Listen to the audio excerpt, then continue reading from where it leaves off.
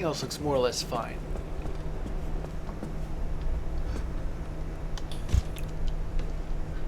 I'm gonna just patch this panel up just for the sake of completion. Oh, that was a lot. And how much was it? Well, let's find out in our logbook, shall we? First things first, a meteorite squall. The first time that giant rocks fell from the sky, zone scientists believed it to be a freak meteorite shower. It was only when these events became more common that it was apparent their origin was not extraterrestrial.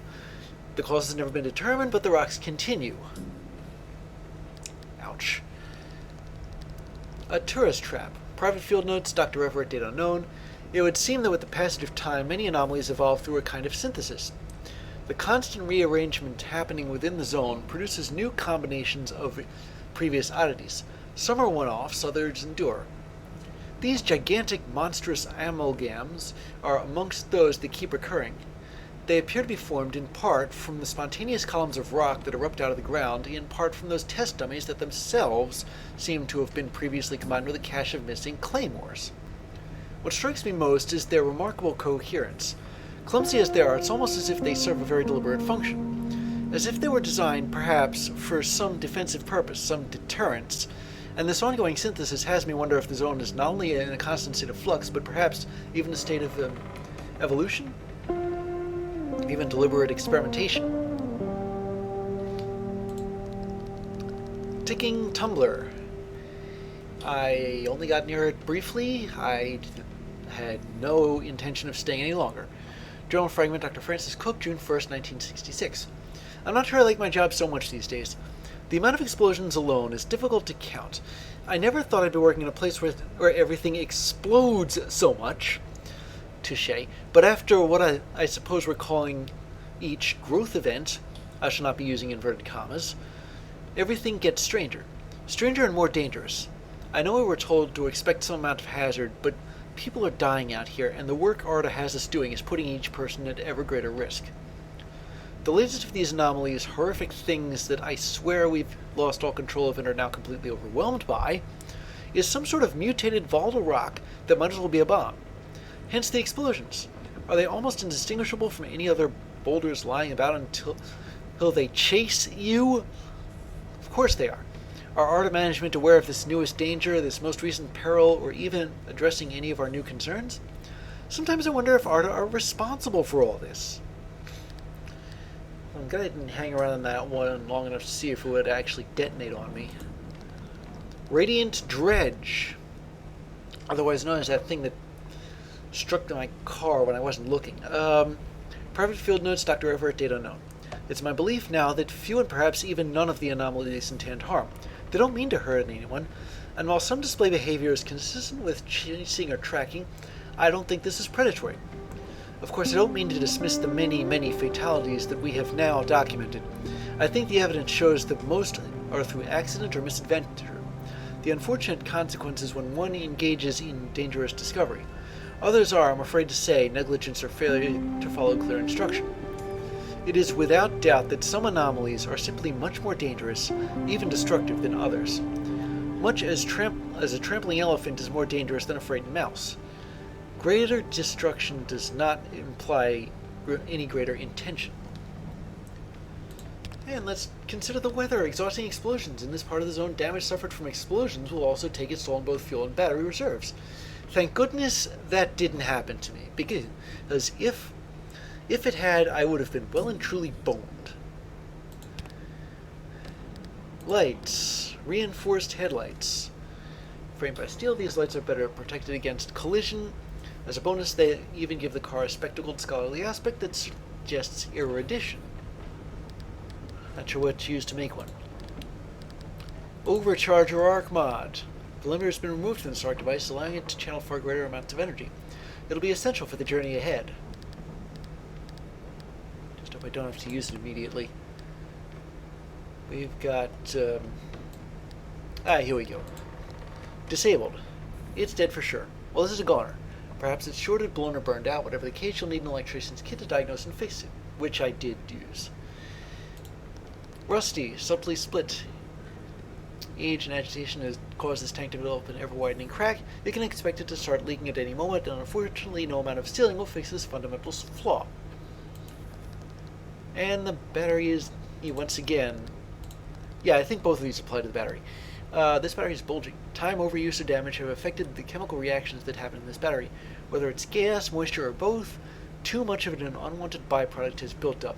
A replacement is in order before things get any worse. And the junction bypass. And we already heard the frequency file. Now for the last lab report, number 5.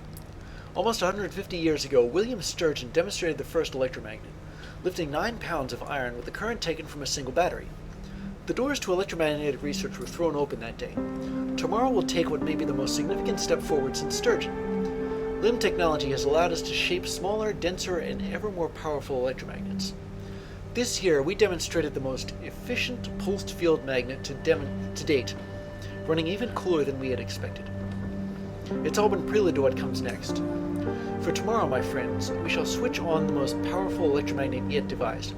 It's going to get a little warm down in Lab 5, but what we'll be demonstrating will also be stable, safe, and very exciting.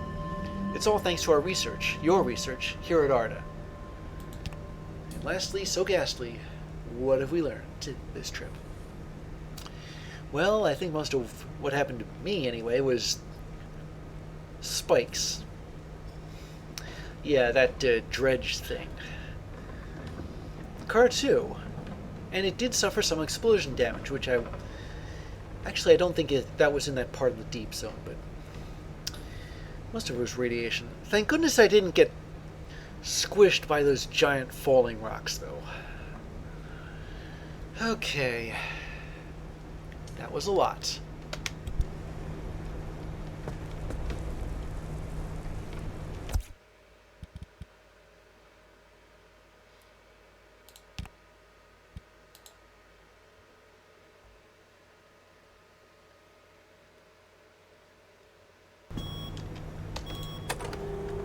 News flash, Edmund, September 12th, 1968. Tragedy today is a 6th aircraft is reported missing in the airspace over the Olympic Peninsula. On another day of unusually foggy conditions, after what seemed like an initially clear morning, experienced local pilot Rochelle never mind.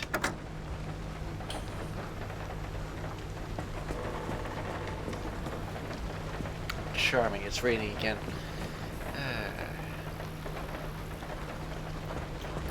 What is wrong with my... just a little worn out. Nothing I can't fix. Alright, so, let's see, hopefully... So it's this place that I have to get to, but before I do that, I'd like to upgrade my car just a bit.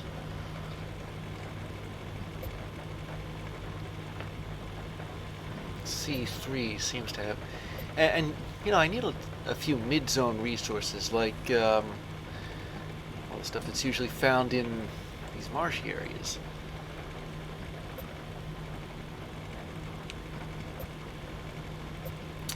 And there is an awful lot of this,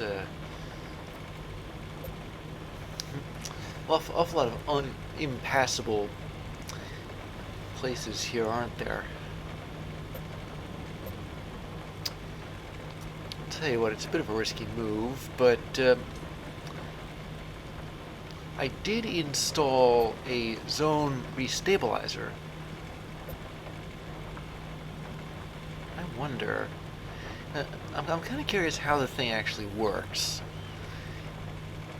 because if I'm guessing this correctly, then I should be able to erase one of these, like C5 here, for example.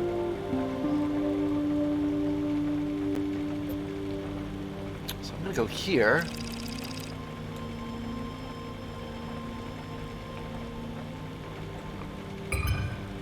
And then as for C5, well, there's an option here to re-roll it. So let me see.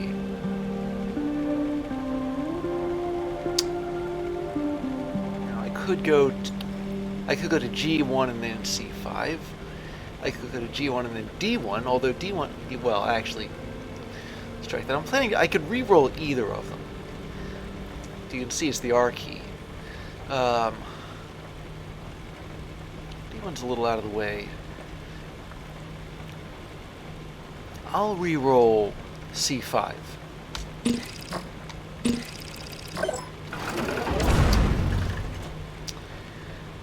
Well, okay, technically that was good, but the problem is now it's corrosive downpours, so I guess we can forget about C5.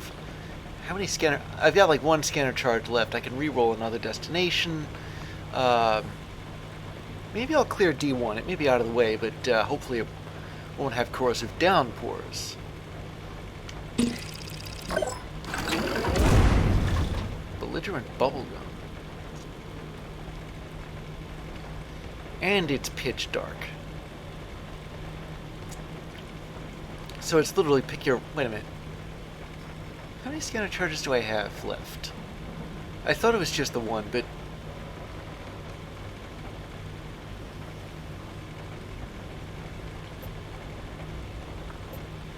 The problem with going to... Well, I'm going to have to go to C5 or D1 at some point, right? So,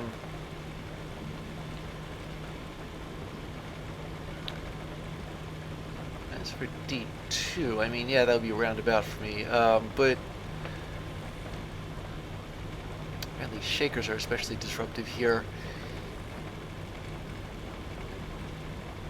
We've been through corrosive downpours once. It's this huge storm in the middle of the map.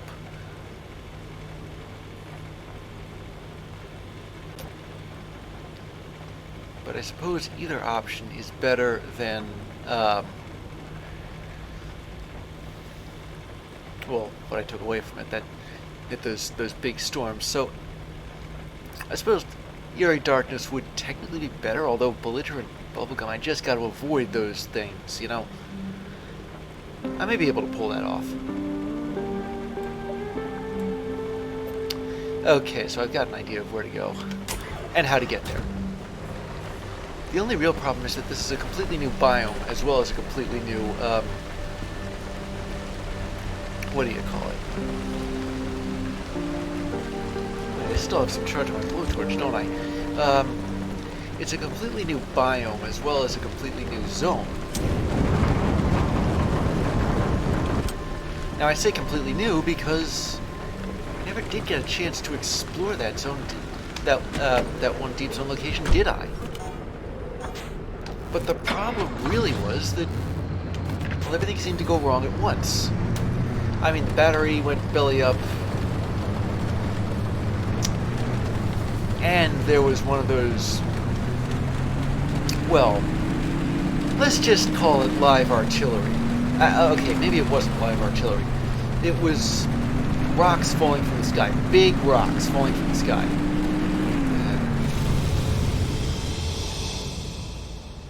Still wouldn't surprise me if one of these zones actually involved me being shelled. Okay, let's see.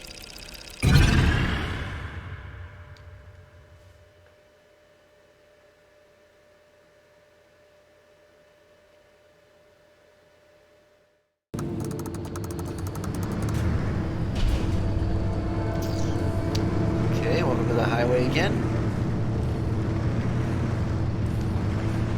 There's a couple of buildings here. Before I've got like 3 in total on the highway.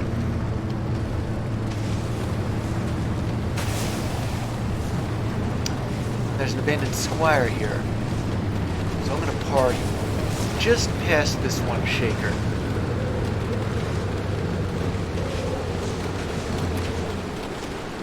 Wait a minute.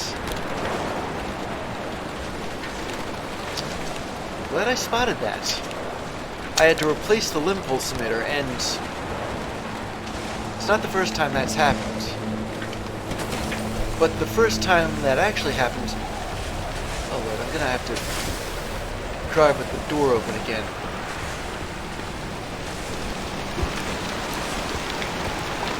Anyway, the first time that actually happened, I'd forgotten to, I guess, put it back, or should I say, reassign the key that it was connected to.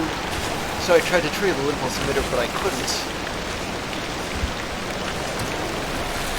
And, well, that ended up really messing me up.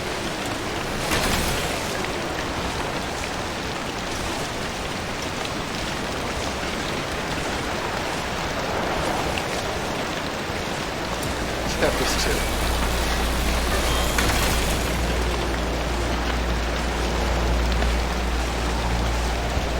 Oh, I'm thinking about it. Oh, no fuel. Never mind. Again? Really? Nope. Must be some kind of fuel shortage here.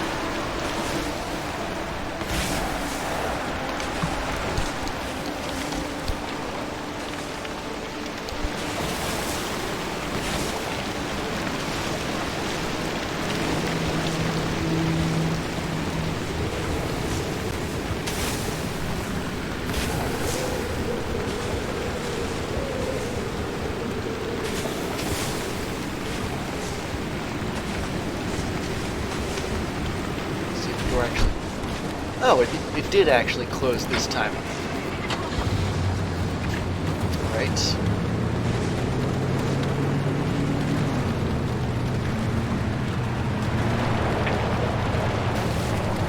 Rock.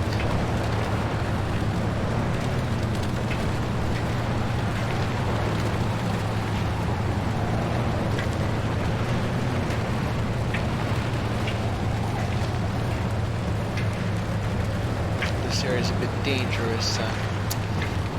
There we go.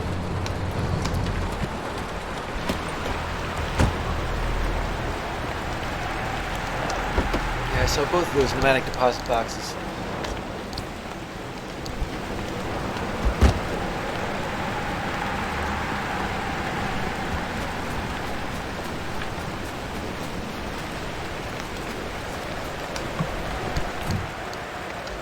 Ooh, here we go. Some more lure.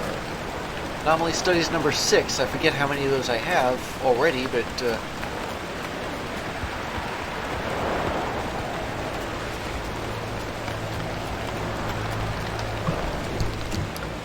ooh, a super duper. Wait a minute. What kind of pearl is this?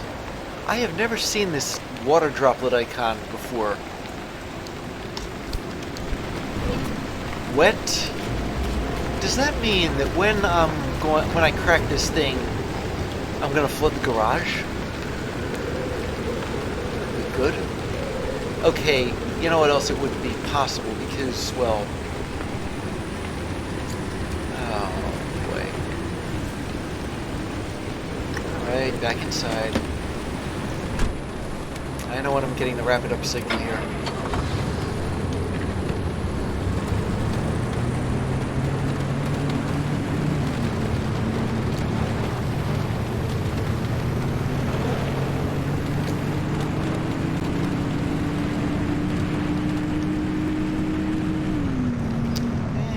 Into the tunnel we go.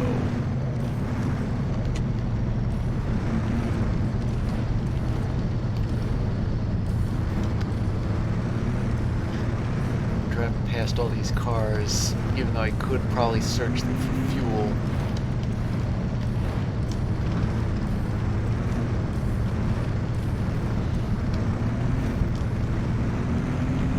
The next car I get to loot will have fuel in it, though.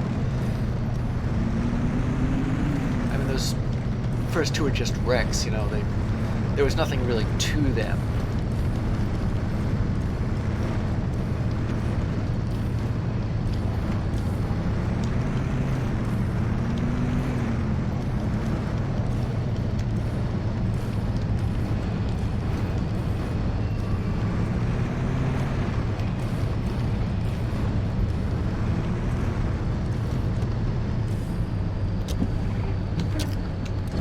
Turn the engine off.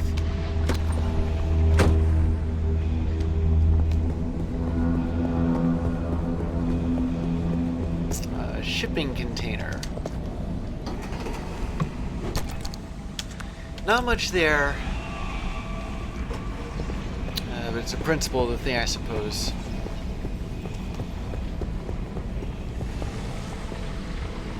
There's a storm coming.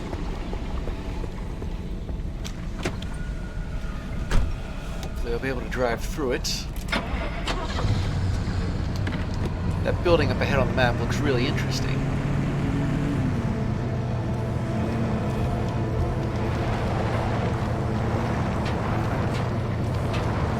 So it looks like it's blocked by dust storms.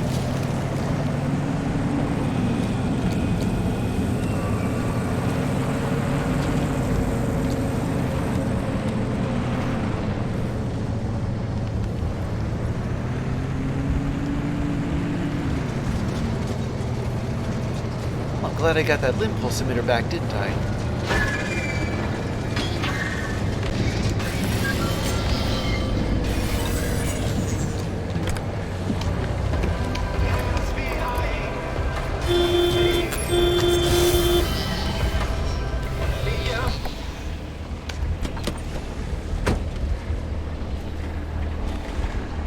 Ah, there they are.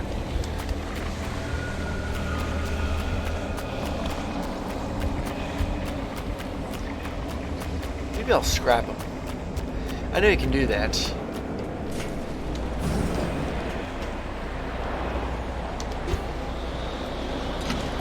Looks like I did beat the storm, though.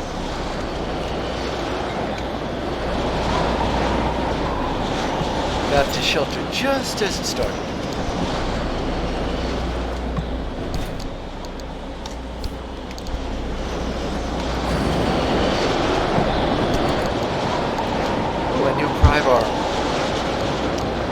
Okay, well I can spatial reason my way into it.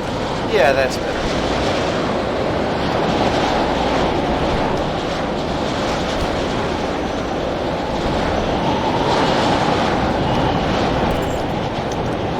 The problem now is that I don't have a whole lot of room for things like electronics or plasma.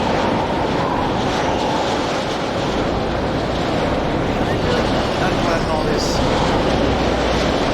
mean, it's the sort of thing that sounds like a bad idea. Unless, I don't know, I was thinking of taking this dumpster full of my hands and carrying it in the car.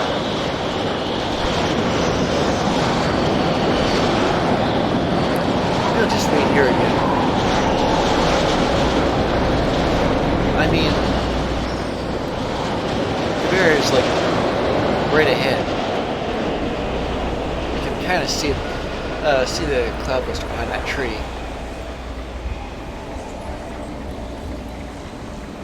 Looks like things are calming down, though. To make a run out to my car. Ooh, there's a box truck over there, and there's a boy. It's a veritable cornucopia.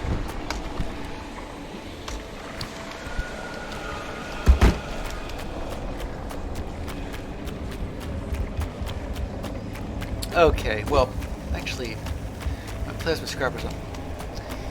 Plasma scrapper may be on its last legs, but I suppose it can lay us through all the stuff it has to scrap in here.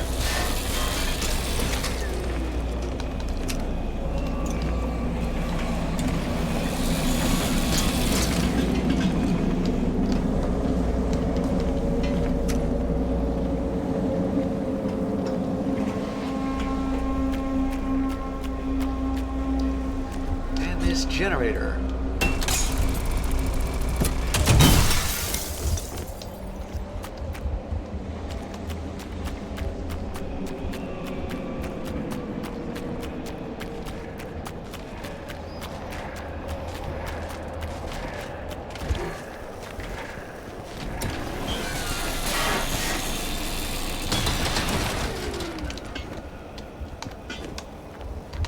That wasn't worth it at all.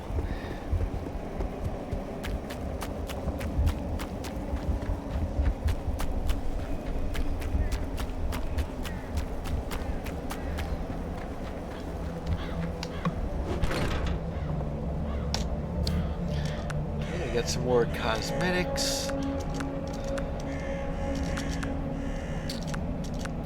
paints that I might have unlocked. A sealing kit. An MRE and some regular food.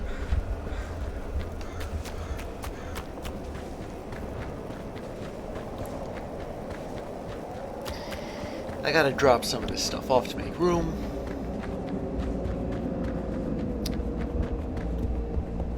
Especially stuff like that sealing kit. Oh boy, I don't have a whole lot of... Why am I holding on to plasma?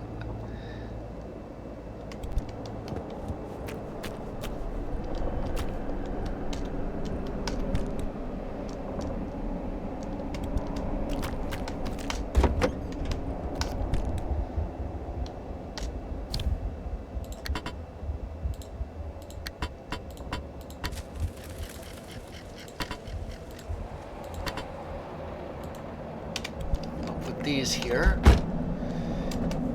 Hopefully I'll remember that I have a sealing kit in my trunk if I ever need one. Which I suppose is not only possible but likely considering that I'm going into the deep zone again. Oh, hello spare plasma scrapper. Don't mind if I do.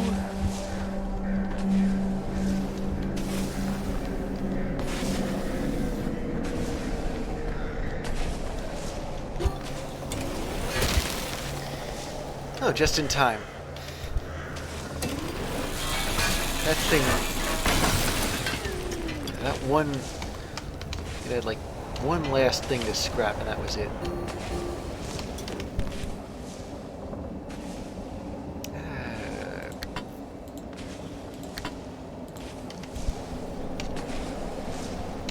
There we go. Fuel.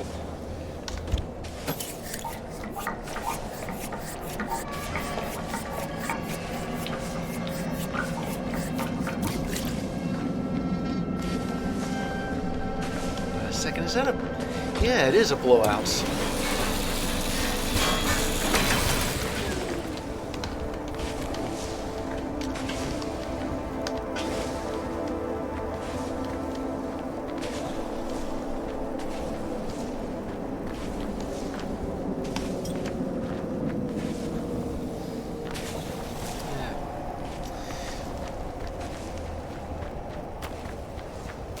I don't think there's anything else.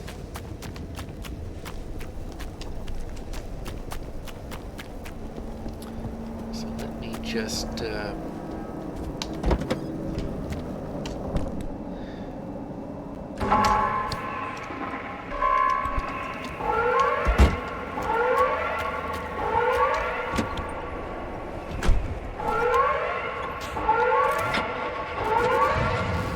Couldn't have timed it better, could I? I was just leaving.